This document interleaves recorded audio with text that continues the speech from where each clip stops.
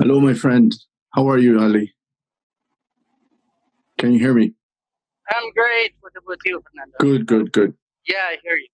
Good, good, good. I hear you as well. We have a pretty good connection so far. Yeah.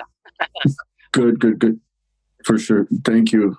Good, good, good. Listen, I wanna start this episode, our second episode here at Diwan podcast, by thanking our friend Wahdi Ahmed in Chicago for his ode melody, welcoming our guest, our audience, our listeners to our podcast. This is an original piece by Wahdi, inspired by Lahaj tradition.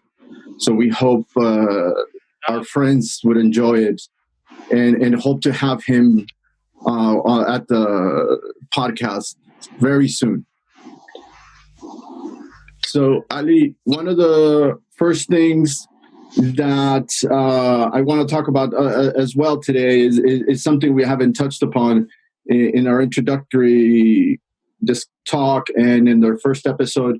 And it's been our fault. We kind of skipped this, but to our friends listening, unfortunately, this podcast is not an introduction to Yemen.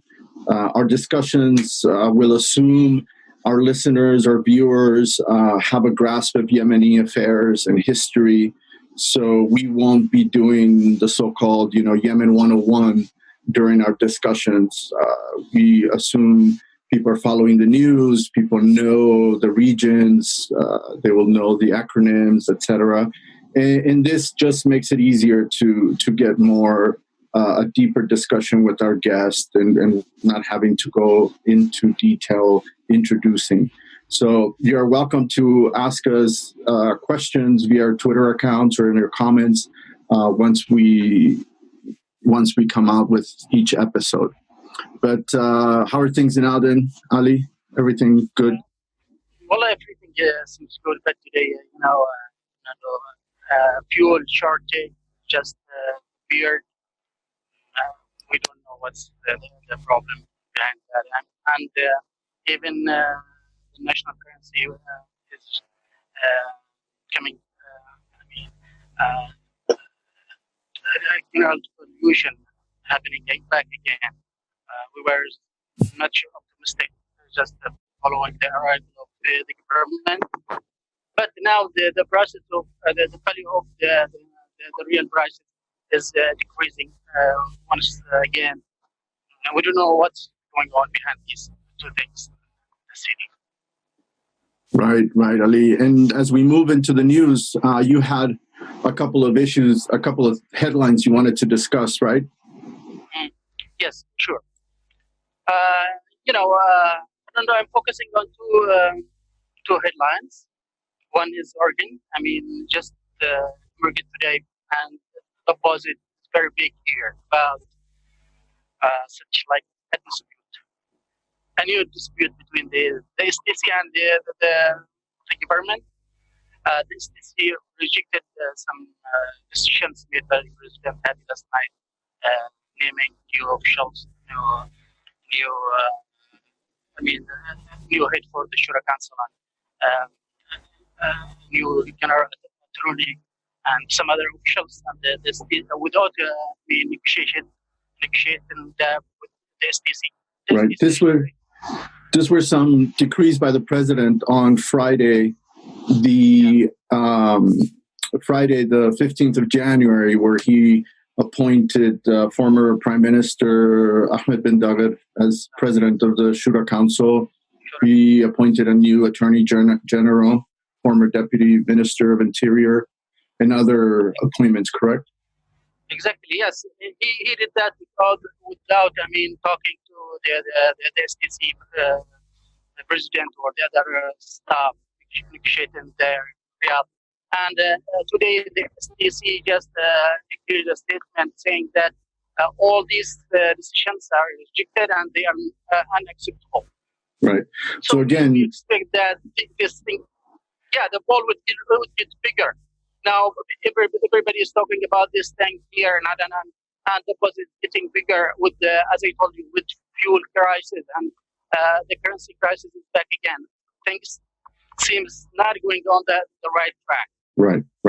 Then you also had the headline from Matter, right? From Murad. Yeah. Also, I have, as you followed my reporting for the national the last couple of days, I have been following the story, which was living there in the battlefront in the southern territory in Marib. The Houthi militia had like fierce confrontations with the Murad tribes, and they were like slight advancement made by the tribes. They controlled some strategic mountains there. Strategic mountain is overlooking the Houthi posts, and in Rahba district, this mountain is called the Farida. The tribes took control, and fierce confrontations just happened there. More than 27 of the Houthi militias were killed, as well as more than 10 of the tribes were killed. And the battle is going on. It's still dragging there. This territory, mainly between the tribes and the Houthi militias up to now. And this area is the southern part of Marib that is bordering al-Bayda province, correct? Exactly. This is sort of where the Houthis have moved from the fighting against AQ and ISIS in Haifa and that area, and then moving from the southeast after the fight with the Alawadi tribes, right? Yes. Fernando, this territory is the stronghold of Murad, the famous tribes of Murad, and the fight has been raging. I mean, personally there for more than 2 months or more, and not I mean a gross advancement, but the confrontations still raging there because the terrain is mountainous areas, mostly mountainous areas, and the tribes, I mean, have the competence to clash with the Houthis. So no progress, but some, I mean, shift transitions. Sometimes the tribes, sometimes the Houthis. Right. Well, we're definitely going to keep up with these news and follow this up, because it's interesting the way that the fighting is developing in Marib. For me, some of the headlines that I've been wanting to touch upon is something that it's happening right now, which is the fighting in Haima, the atrocities being committed in Haima Taiz. And for this reason, we invited a special guest today, Ms. Butania Farouk, who is a researcher for the Al-Rasid Coalition. You can find him on Twitter. Their Twitter handle is @YCMHRV. Ms. Farouk, thank you very much for joining us today. Thank you very much for having me. We really appreciate you. Good evening to you in Malaysia. Good morning to you. Yes. The sun's still down over here in the West Coast in the U.S. But thank you very much. And as I was bringing in, this news, these events taking place in al-Haima, Taiz, are definitely raising some eyebrows everywhere, raising some alarms everywhere as we move from, the events of 30 December 2020 in Aden with the attack in Aden airport, with the U.S. having sanctioned 5 security officials in December. And now, the current administration, the Trump administration, is threatening to list the Houthis come this 19 January. So there's a big debate among the international community in particular. We definitely see the debate among Yemenis pro and against this listing.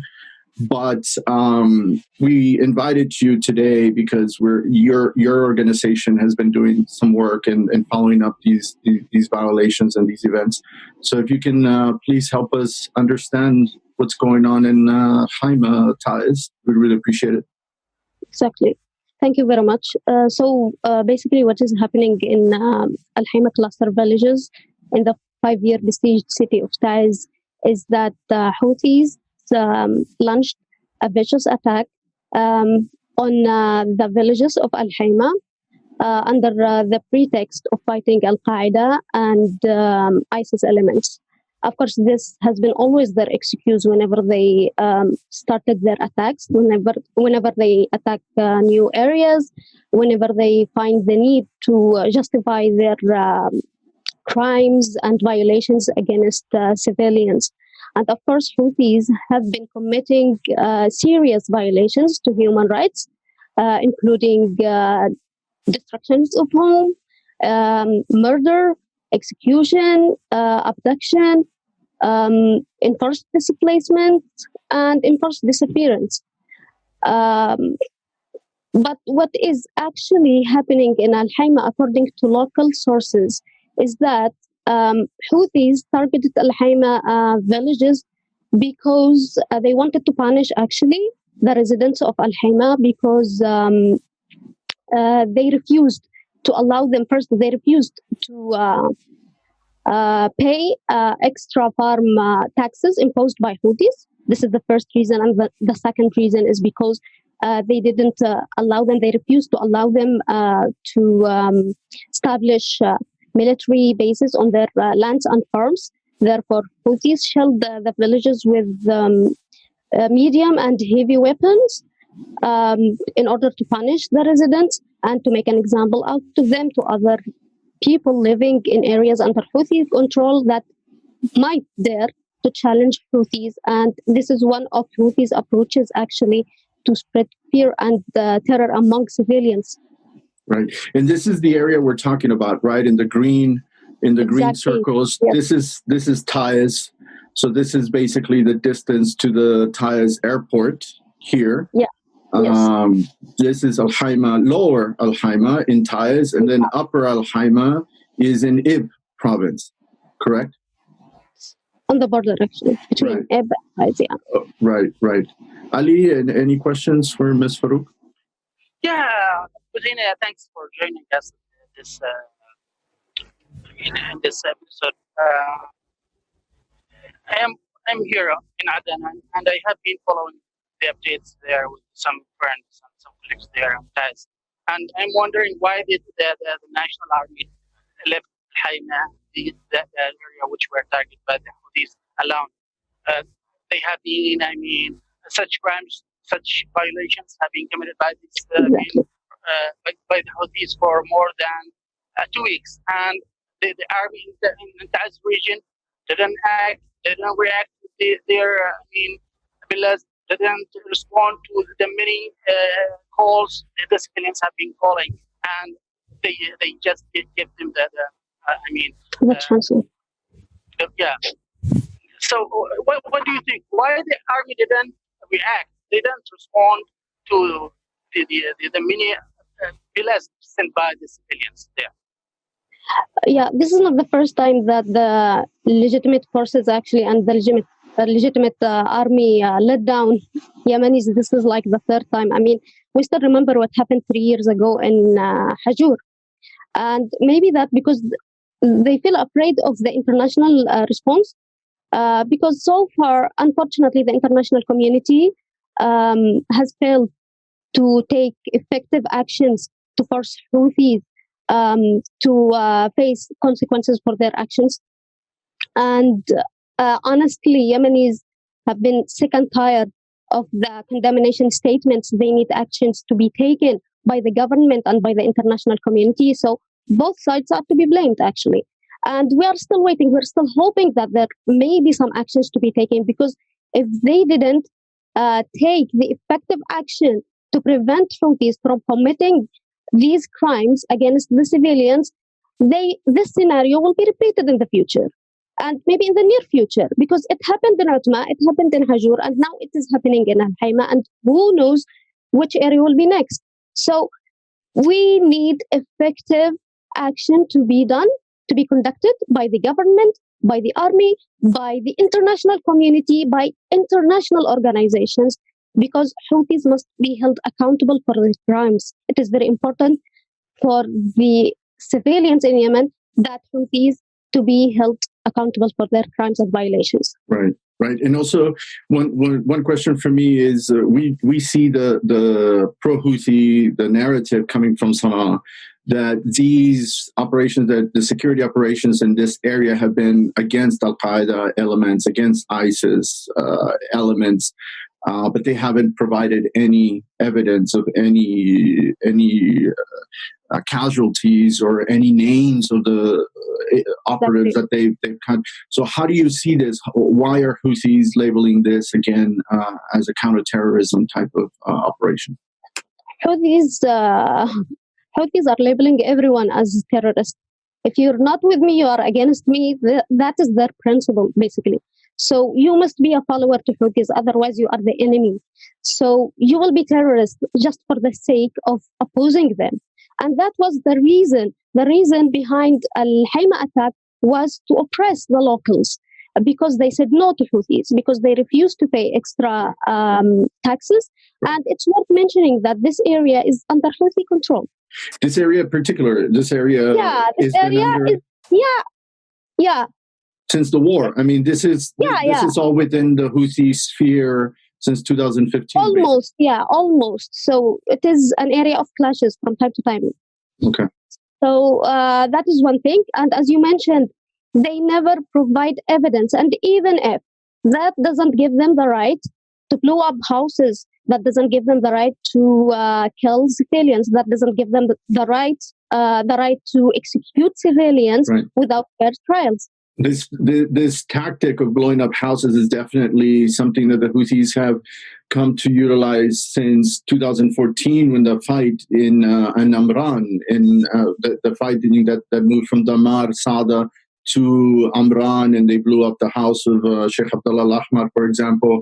That was the big first sort of event that the Ansar Allah, the Houthis, promoted as, and then we've seen how they've done it to various sheikhs or various political personalities, and you know it directly affects the family of that individual that they persecuted. Exactly, and I'm not exaggerating when I say that Houthis are committing genocide against al-Haima population. I mean, we can list some of the violations committed there. For example, for about a week, they imposed a comprehensive siege on the villages. They shelled the villages using medium and heavy weapons. They have so far raided 207 homes. These are documented? Yes, so far, till now. And they destroyed 28 other homes. Besides, other houses and buildings were damaged by the by Houthis' indiscriminate shelling, which amount to war crime according to the international humanitarian law, because the international humanitarian law criminalizes the attacks on populated areas and criminalizes the attacks on private property, including homes. And if I'm not mistaken, Article 53 of the Fourth Geneva Convention prohibits the destruction of fixed or movable property concerning concerning individuals or groups, civilians. Civilians, since it imposes homelessness and it deprives the number of IDPs are growing, just not from natural disaster, not from the virus, but from the war continues to create new IDPs. And one thing we saw this made the rounds on social media was the incident of the hanging of 3 individuals that was claimed by the Houthis as terrorists, that they were terrorist elements. Yeah. But then, do you have more information without mentioning the names of the people killed? But who were they? What information do you have about these individuals? Yeah, the information that we have about those individuals who were executed by Houthis, according, of course, to some of the residents that we were able to talk to. These civilians were actually farmers who protested against the imposed tax by Houthis. And that is their only guilt, that is their only crime, that they protested against this decision. And of course, we trust these testimonies because these are residents. They don't have any reason to lie. And of course, they know those people. And if you notice, one of them is a teenager, is obviously a teenager. That doesn't make any sense that this child actually affiliated with Al-Qaeda or ISIS. Right. Any questions, Ali? Any follow-up? No. Tina has, gave a bigger picture about what's happening there. The Houthis are committing horrible crimes. They are doing much what's worse than the Qaeda and ISIS do. They have sacrificed, as we've seen, sacrificed some people and hanged them to trees, and they executed a lot of dozens of civilians, raided tens of houses. This is much worse than the Al-Qaeda or ISIS do. Exactly.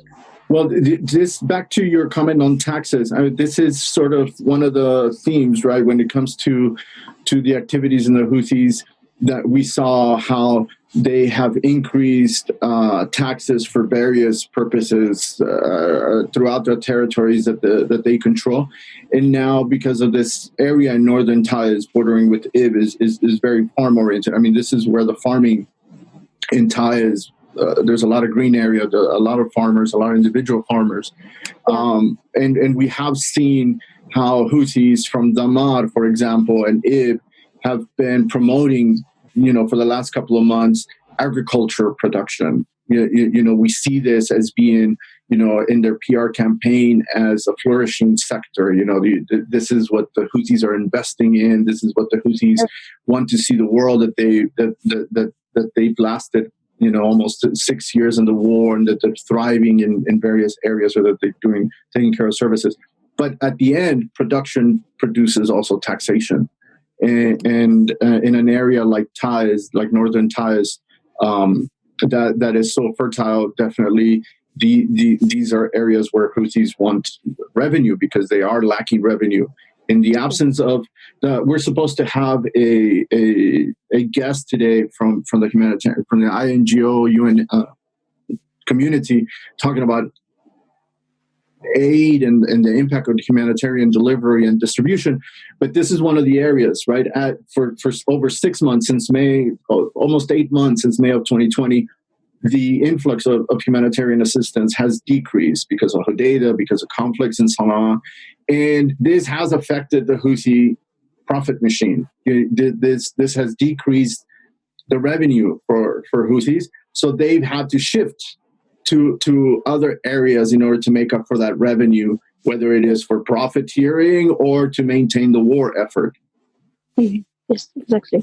Do you see this happening anywhere else in the areas under their control? Yeah, it will happen. Now it's winter, so probably it's not time for agriculture, but we may see and hear such incidents in the near future, maybe in the summer. And as I told you before, this is not the first time, and I'm afraid it won't be the last time, because so far there is no action that has been taken against Houthis. So let's hope for the best, but I'm afraid that this is not the last time that Houthis will impose siege on villages. This is not the first time that they will impose taxes. They will force people to pay them money. Yeah, it's al-Khumus. Al-Khumus, yeah. That's another debate in and of itself, correct? Because this became a huge problem last year in 2020, when their imams began to promote this and make it official. That this particular Zaidi tax that goes to the Hashemi families, which Beit al-Houthi are part of, that this would create a new strain on everyone in territory under their control throughout northern Yemen. And again, there was no explanation for making this obligatory once again in the history of northern Yemen, because they don't know if this tax is going to be distributed to Hashemi families only, and to which Hashemi families, or if it's going to the state under Ansar Allah, under the Supreme Council to provide services or to sustain the war. So they're not being very transparent when it comes to this issue at all so far. But Ms. Farouk, I really appreciate your time. Really, thank you very much for joining us so late as well in the evening in your time. We hope to invite you again to give us an update on events in al-Haima. Hopefully the international community will pay more attention. We saw a report by the UN Security Council a couple of days ago as well, trying to look at the humanitarian situation and addressing the Houthi listing as a foreign terrorist, terrorist organization, but not much about this issue. It was too fresh, I guess, for them to discuss, too recent. But thank you very much for your time, Ms. Farouk. Really appreciate joining us. Thank you very much. Have a good night. Thank you. Thank you very much. Thank you. Well, Ali, this is definitely something that we need to continue. We need to follow up in coming weeks.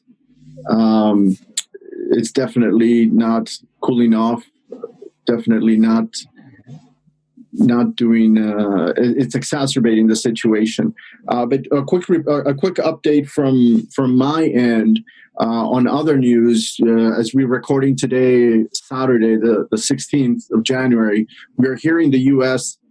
will list the Houthis as a foreign terrorist organization effectively the 19th of January, which is one day before the new president takes office, before Biden takes office. This comes as Biden announced Samantha Powers as the new head of U.S. aid. He made this announcement on the 13th of January. We will keep an eye on the language, in particular, in the language used by the State Department. But it looks like while Biden may not be able to reverse this, just yesterday on the 15th, the U.S. announced that they would not reverse their decision to list the Houthis this coming week.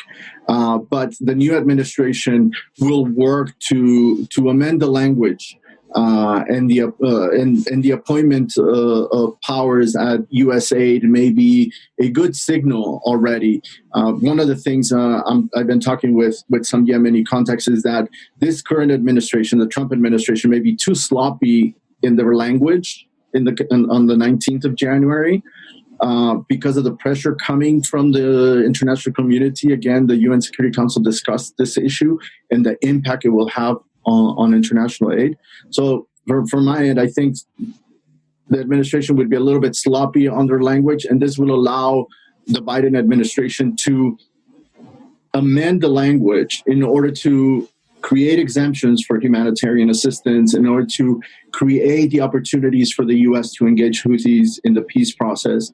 And just yesterday, some Houthi officials published on social media and on their media that the listing of the group as a terrorist organization will not affect their participation in peace talks when they come in negotiations. So we definitely have to keep an eye on this in the coming weeks. And one more thing, just as all of this is developing, we see that there is a new campaign attacking the UN Special Envoy, Martin Griffiths, again, demanding his resignation. And this is coming from all camps. This is coming from Houthis, from coalition, from the SDC, from the South, everything. So we're definitely going to keep an eye on this and see how it develops in this coming weeks. Sure. Any updates from your end? Anything? Well, Fernando, as you followed, I mean, how the Yemenis just reacted to the decision made by the U.S. administration regarding designating the Houthis as a terror group organization. Here in the south, everybody was saying that the decision was right, and still, I mean, people still debating here. A lot of talk, but let's see how things will, I mean, will get in the near future. Right. Okay, folks, it's time for our second guest. I'm really happy. I'm really excited about having our friend Ammar Basha joining us now from Cairo. It's been a long time, Ammar. Nice to see you. Nice to see you. Hi, everybody. Everybody watching Diwan. How are you, my friend? Yep. Let me introduce you to Ali Mahmoud. I don't know if you two know each other officially or unofficially. Actually, this is the first time I see him. Thanks, Ammar. It's my pleasure that I join you in this meeting today. And we've invited Ammar because he's somebody that I followed. I met a long time ago, and someone I followed for a long while. And he's a filmmaker.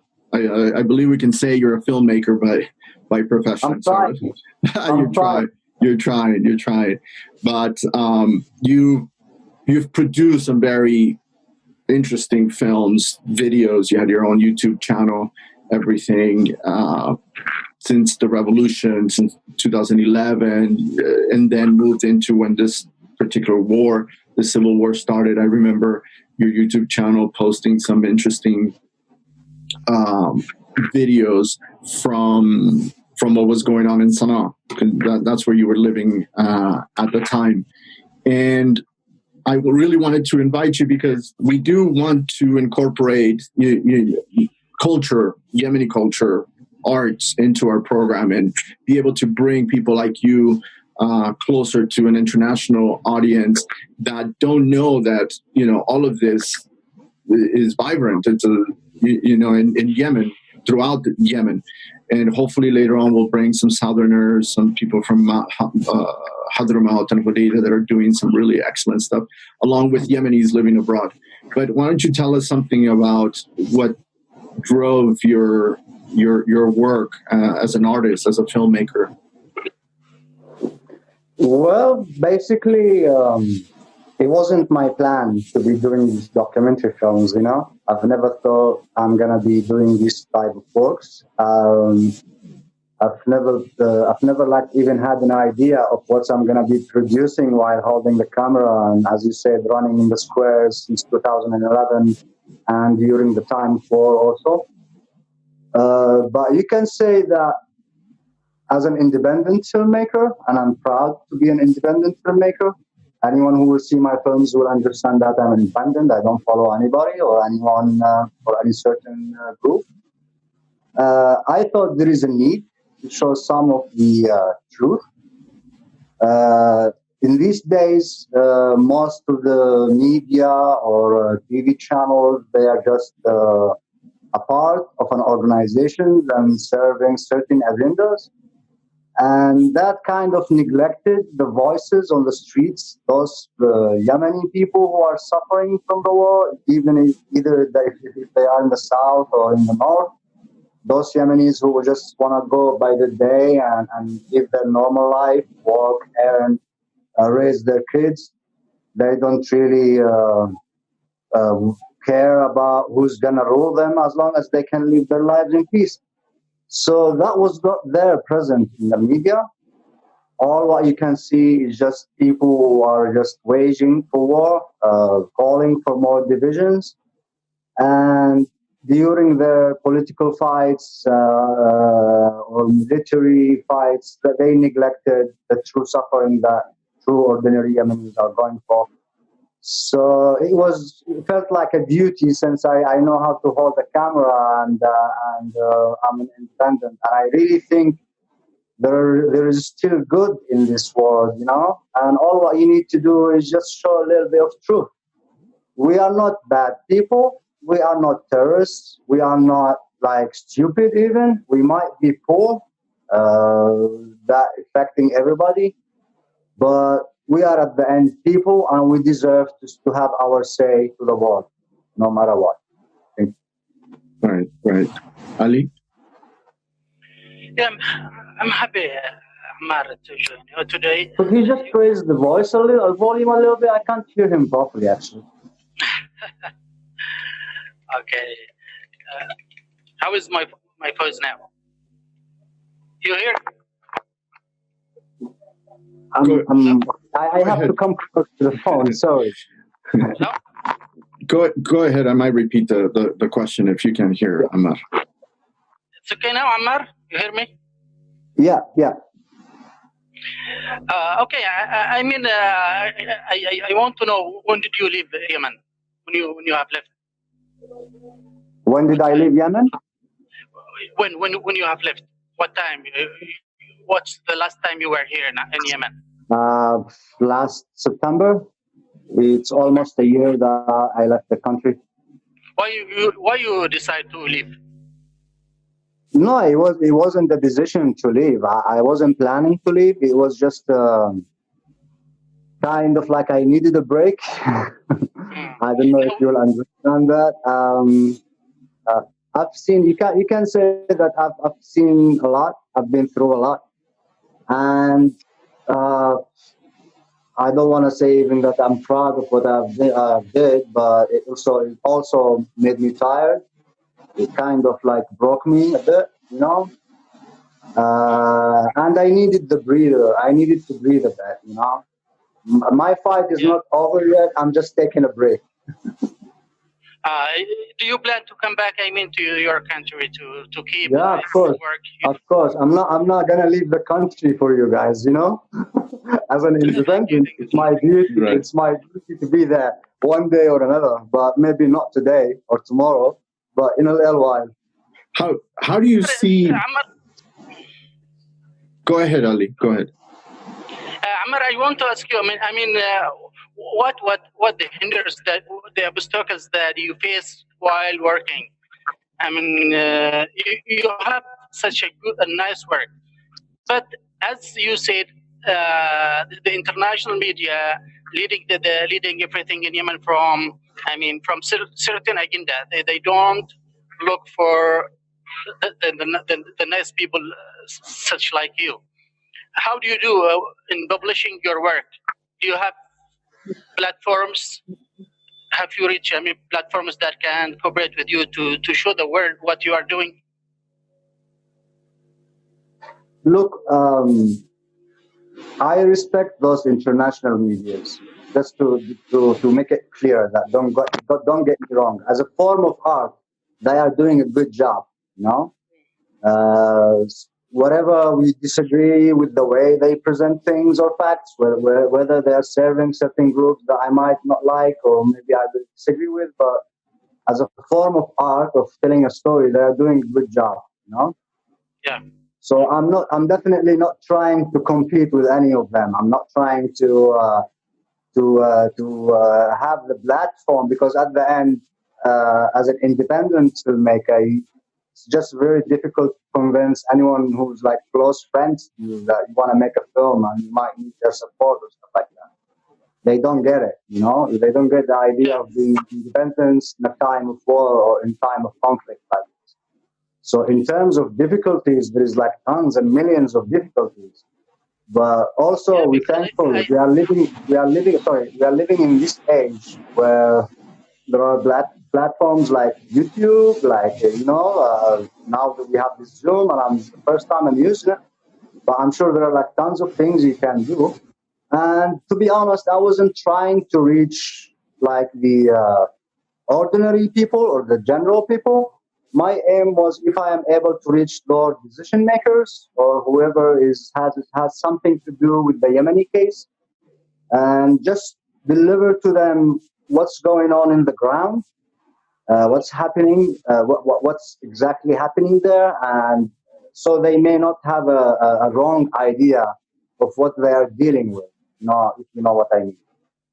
Well, I really appreciate what you are doing, Ammar. And I think somehow I was successful with that. I was able to reach to certain people who were really able to affect the way things are going on. Right. I mean, that is one of the things that I noticed while I was in Sana'a, while I was in Yemen, and then when I left, since I've been outside, is definitely that your work raised the awareness from a different perspective. Yeah, I mean, it like you said, it was real. It was not propaganda. It was focused on the event, on the incident. I remember your work on the bombings, for example, at the beginning of the war. So one of the things that I want to ask you about, in following up with your theme about independence and the obstacles that Ali talked about, how do you see the film industry in Yemen, whether it's Sana'a or as a whole? I mean, when I was there, I met a number of artists like you. We saw a handful of Yemenis that went to the Oscars, right, with their films. We saw that, but it was mainly driven from outside, meaning that there had to be a cooperation between the Yemenis in Sana'a or in Yemen and somebody outside in order to create, this exposure. It wasn't just like people like you that were only focused in Yemen. Yeah. When you look at the industry, when you look at the capacity, all these people, all these artists in Yemen, what do you think are the main obstacles? There is no market. We don't have a market. We don't have a place where we go to sell our works. We don't have cinema houses. We don't have TV channels that are willing to pay you for your creativity. I think that's number one problem. That's why we have to look for help from outside. But when you say a film industry, Fernando, please, this is a really big word. It's I cannot just define it by having a market, because then you will involve many different aspects and elements of making a film. The industry itself, the cinema houses, the film treaties with international studios. Do you want to go a house cinema, or do you want to go a studio system? It involves so many preparations, so many efforts has to be spent on to making that. And most of all, you need peace first, because you cannot do anything while there is war. Right. So yeah, I think if we have had a market, if I can just make any film, go to the bank, take a loan, and maybe go later on and make a cooperation with a studio somewhere, like what they do in Hadramaut. If you have followed Hadramaut for a very long time, they have been producing so many long feature films. I don't want to say it's a Hollywood style or a Bollywood style. It was limited. With limited abilities and equipments, they were able to produce something, and they were able to screen it in some certain cinemas somewhere around the UAE or wherever. They were able, I don't know, I'm not sure if they were able to make profit, but at least they had that try. Amr Jamal, with his latest film, he tried to screen it in a couple of cinemas in Aden, but again, you cannot tell if he made a profit out of that. You need a real market. You need to be able to communicate with international filmmakers and bring them to Yemen to shoot there. It's not just about you making a film. It's also about making a solid ground for starting an industry like that. Right. Is there a group? The first thing we foreigners from outside is one of the first things we ask is there a group of filmmakers? Is there a group, whether it's a student, that's another aspect, how education is for the film industry, for the film sector in Yemen, whether it's Aden, Hadramaut, Sana'a, at the university level. When I was there last, I know that the studios have grown, but it was mainly for broadcast. So there weren't any private or independent filming studios or recording studios, for example, that were accessible, that were expensive, or that were geared toward helping the TV channels in their productions. But is there a group in Yemen that you know of filmmakers, of artists, that can be used as a platform to cooperate with the outside? Let's say that's the first step. You know, is there such a thing? I'm not going to start saying names because I'm sure I'm going to be missing some and be remembering some right now. But there are. The only issue is that they are not united. They are not united under one guild, let's say. Let's say Writers Guild, let's say Actors Guild, let's say Directors Guild. We don't have that type of cooperation yet. Maybe one of them is a lucky one and he's able to contact some certain countries or organizations and get a deal and have some cash. But then he will come back to Sana'a or Aden and he will just buy those certain equipments which the budget allow him. And then he will try to compete with another company who also made the same. So that made it difficult to work together and start doing we shouldn't compete right now, you know. Until we start producing 100 films, then maybe we should start to compete. Rather than competing, we should cooperate. And do you think that something like this, like a guild or something, do you think that should be something the Ministry of Culture, for example, should handle, or do you think that it should be an independent venture that independent filmmakers should do? At the moment, whoever is willing to adapt such an idea, I'm welcoming it. We need to start at some point, you know. So it doesn't matter if it's the government or if it's an independent movement or even if it's administered by, I remember the Germans, they were trying to do something about this, starting like a cinema culture in Yemen, revive it, if I may say. The French were also trying to do this cultural thing. The British also, the American industry used to have their little, you know, cultural gatherings and stuff like that. There were so many activities, so many efforts were trying to start this, to revive it. But unfortunately, the political situation in Yemen since a very long time didn't really help anyone to do anything, you know. So right now it's just a rolling ball going down, and really cannot know what's going to happen tomorrow. Yeah, unfortunately, what we see when it comes to video footage and everything tends to be just feeding the international media request, you know, where journalists like Ali, other video journalists are really focused on, you know, which is what you said is what makes people money, which keeps people, you know, food at the table. But it's this war footage, you know, this war reporting.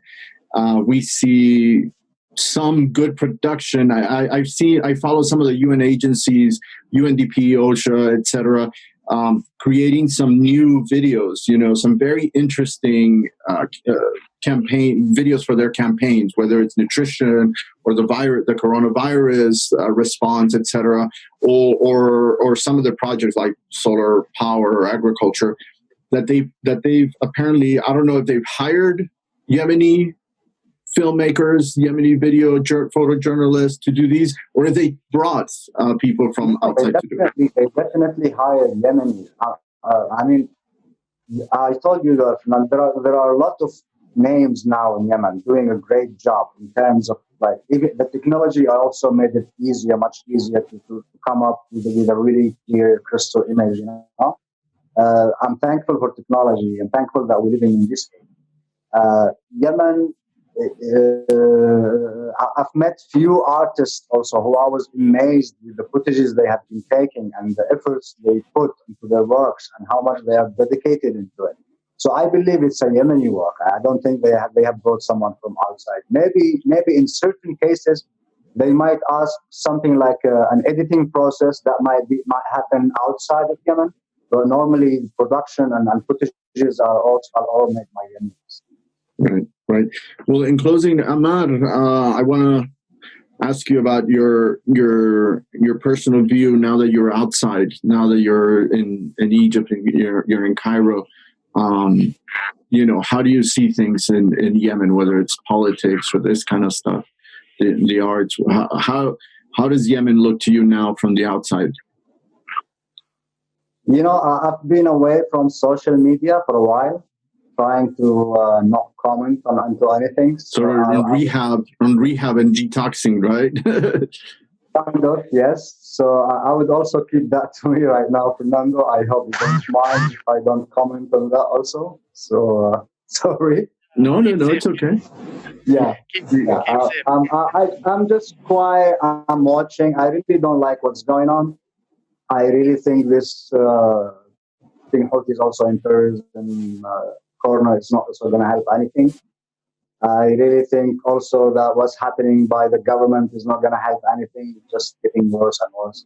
We're just praying that they're going to wake up one day and sort it out, because definitely the war is not going to be over anytime soon if they keep on the way they are doing. Ali, any closing comments, question? I support Ammar in what he said.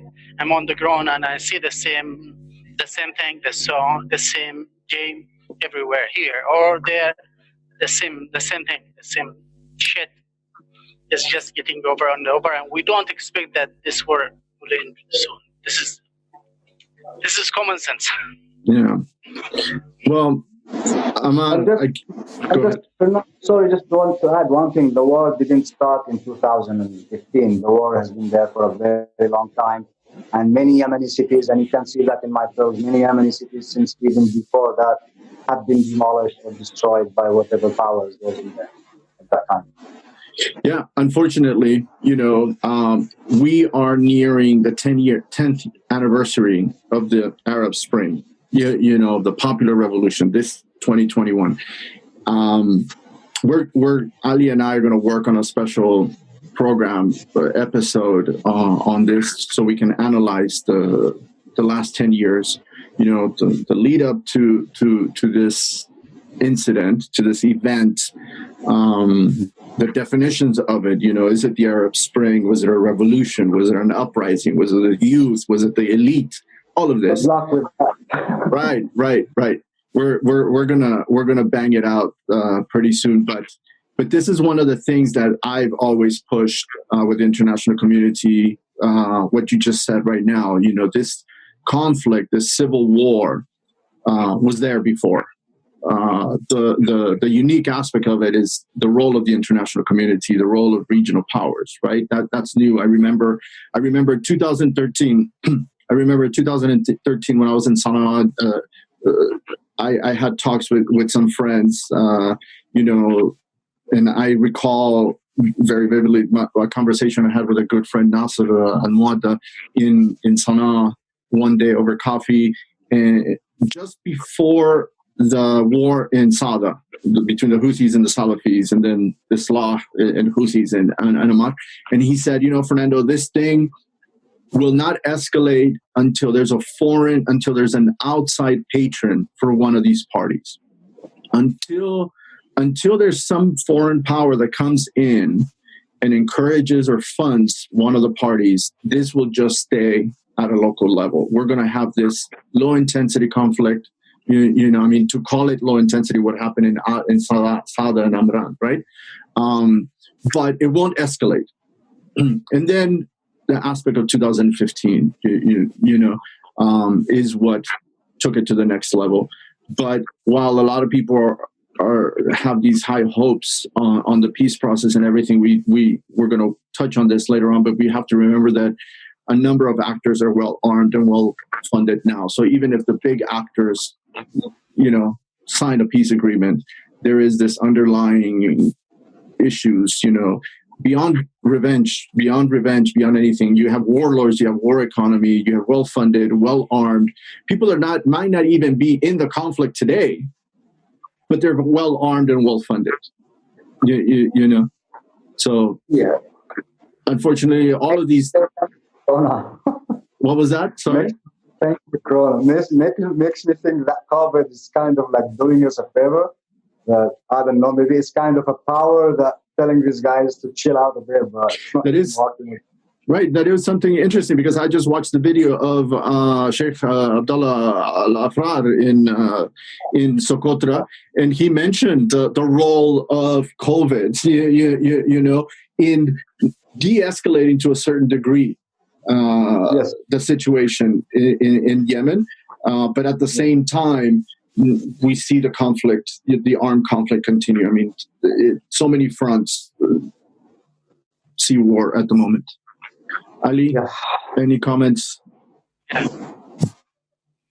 Well, lots of talk in this. I mean, in this direction. If we talk, we will not be able to close.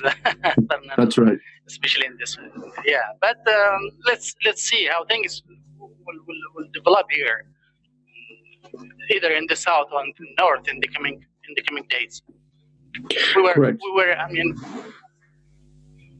We were wishing here, and in the south, we were, expecting that the government will do something, and unfortunately, it has been 2 weeks. Nothing happened. Just the same thing is repeated now. As I told at the beginning, that today we are living very, very horrible fuel shortage, and the currency is back again to decrease, and such problems. It seems that we're in closed doors. At closed doors, we can't pass forward. Well, thank you, Ammar. Thank you for joining us. Thank you for giving us a little perspective into different areas of Yemen life, of Yemeni life and culture. Really appreciate you. Take care of yourself. We'll be in touch. Hope to see you in person pretty soon.